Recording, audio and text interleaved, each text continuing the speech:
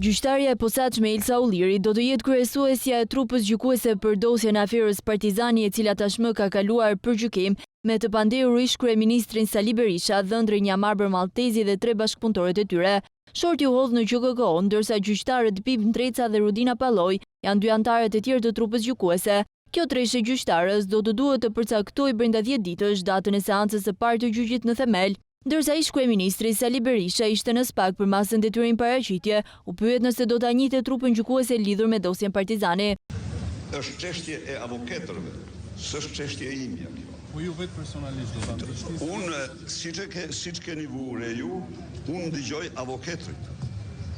Realisht kjo, e kam provuar, unë dëgjoj avokatrit, ata kanë Do jeni pjesë e procesit? Po jo, të gjitha, vetëm avokatrit. Urdhë vetëm avokatrit.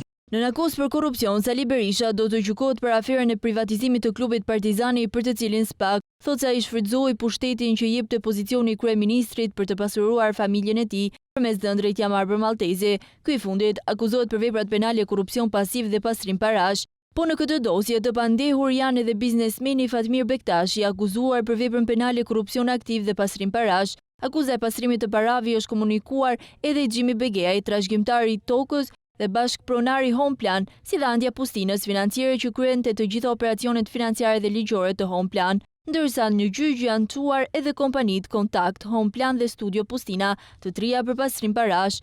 Paralelisht me procesin hetimor, SPAK ka vënë në sekuestro preventive pasuri të shumta që i përkasin Njamarbër dhe Argita Maltezit, sekuestro e konfirmuar deri në gjykatën kushtetuese, ku përfshihen apartamente, vila, troja dhe llogari bankare, të cilat do të qëndrojnë të sekuestruara deri në përfundim të gjykimit.